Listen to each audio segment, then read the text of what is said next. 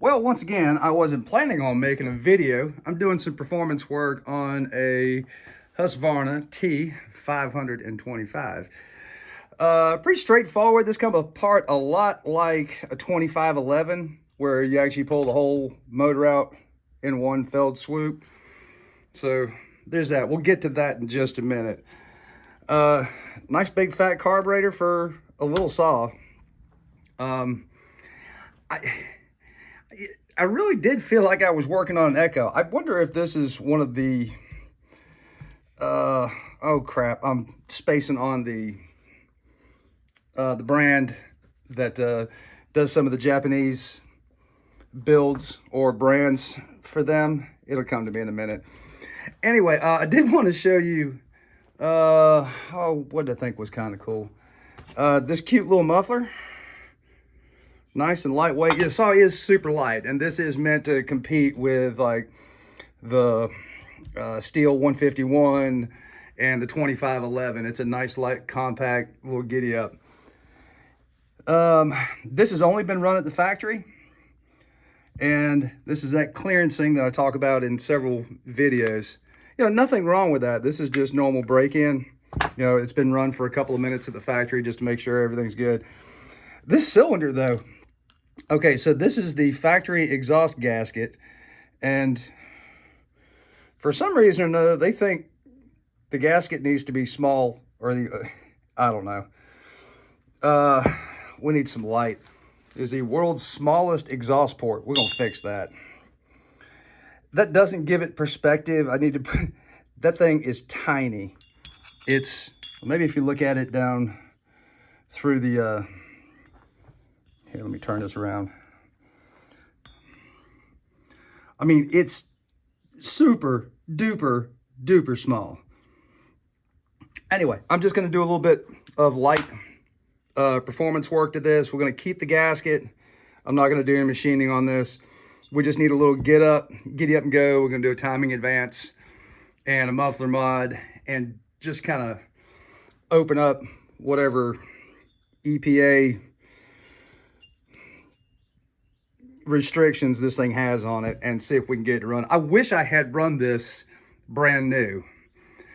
This is yet to have fuel in it, so both the fuel and oil tanks are completely dry.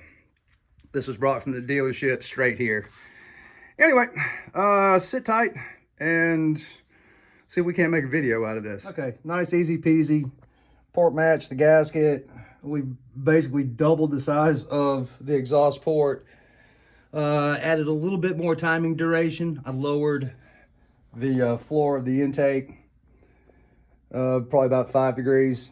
And let me work on this muffler mod, and hopefully this isn't too terribly child-proof. Looks pretty straightforward. I popped the screen off, and that's pretty healthy. We're going to fix that, but not too terribly bad from the factory. All right, that's more better. I'm gonna put the screw back in here, skip screen, and give this thing a good wash and reassemble. Piston's small. I mean, yeah, it's probably the same size as a 2511, but there's enough taper, and I'll find out whether you can just wiggle and that chamfer built into the base of the cylinder is enough to compress the rings on its own. But this is my smallest ring compressor, and there's daylight. No, it's too big. I think these ye old town of Pennsylvania caliper.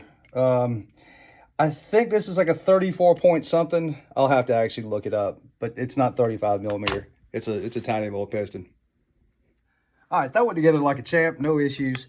I have to point something out. So this new fastener, and I don't know if this is part of the Japanese division, but I have snapped off. I mean, this is just a well-worn T-handle, so I mean, no worries there. But I've actually broken a couple of tips. You know, these are put in with like some blue Loctite on a couple of different areas.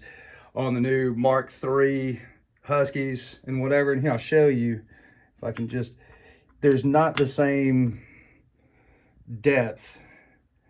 So when you look there, you can see where the bluing or whatever is gone. So you really have to be careful, you know, when you, oh God, get in there. Hard looking through the screen doing this. So you don't get quite as much contact, which is easier, makes it easier to snap off part of your star bit. I tell you what, the more I work on this, the more I feel like I'm working on an Echo that says something different on it. I mean, it all says it's made in Sweden, but it sure's got that Echo feel. Okay, here's somebody trying to be cute. All right, so if you see down there, there's something shiny, okay? And that retainer right there is just like this one right here. So it's meant so the spring doesn't go too far. Just put a heavier duty spring on here, because here's what you have to do. You have to drop that barrel down in there and then drag it into the slot, and then you've got to drop the screw all the way from here all the way down to grab the base of that last coil of the spring that's folded over to pinch all that together. A little over complex for a recoil cover. That's just my 2 cents. All right, for those of you who like to keep score, this is bar chain full of gas and oil, and it's 7 3/4 pounds. All right, took it out, tuned it, ran it. This is Husky's, I think that's SP33G. So that's a, I guess, chamfer slash, yeah, chamfer chisel. That'd probably be the best way. Got your safety bumpers on there. I mean, it's a good durable chain, you know. Is it full chisel? No. Now, if you are going to make any modifications to this, let me dig in there. This has that spline type screw. It's not the standard spline screw if you've got one of those. This is actually larger. I had to manipulate one of the other carburetor tools I had because I do not have that particular larger spline.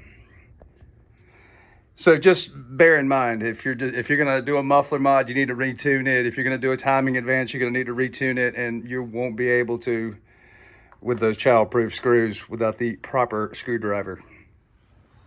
One of the reasons I did not film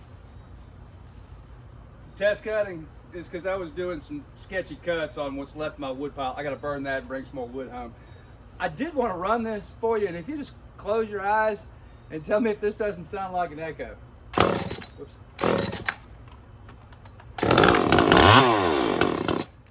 Oh gosh.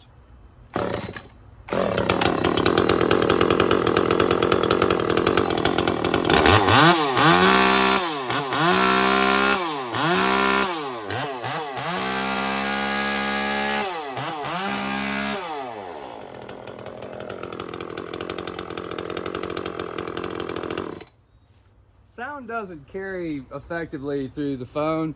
Like with a real microphone or something like that, you'll actually be able to pick up, you know, the depth and everything else. As soon as this thing starts making noise, the microphone on my phone tones itself down so it doesn't blow you out of the water.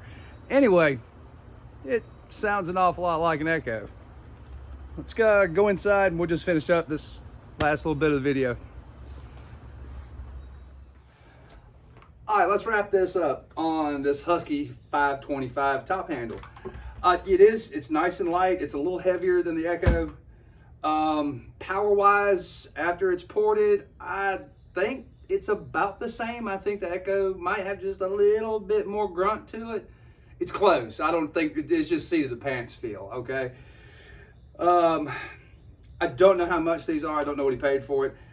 This does not come with any kind of bumper spike right here. So if you do have to kind of just get a little bit of leverage while you're cutting, excuse me, 2 hands on the top handle, safety first. Here's what I did find. You can order it, and I wish I was smart enough to be able to insert a screenshot or something, but As of right now, Gordy does not offer anything for this model as far as 3-point spikes. And I did find the OEM, and that looks absolutely useless. So you can take that for what it's worth. Here's some of the good stuff about this. Taking it apart and putting it back together, really easy. The carb box on here, you just got a linkage. There's no throttle cable.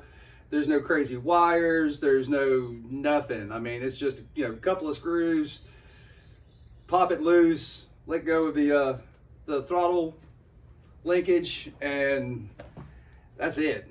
Nice, easy, simple design. A couple of quirky things on here, but not worth complaining about. Once I did it once or twice, you know, over here, this oddball catch spring and the screw on the inside, it works. Not too terribly hard. This thing has a, oh gosh.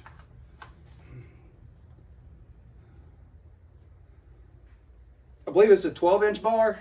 I think that's where you need to live. I was cutting hickory with it, and I don't think it wants any more than that. You know, maybe if you step down to quarter pitch chain, and the customer wanted quarter pitch chain. Last I checked with August, he did not have any setups for this, and we didn't get that far. He may do the Oregon Nano Cut. I've heard good things about that. I've yet to run it, but supposedly that chain and that whole cutting system is a champ. So I think I've blabbed on long enough. You guys have a great day, and I hope to see you on the next one. Bye.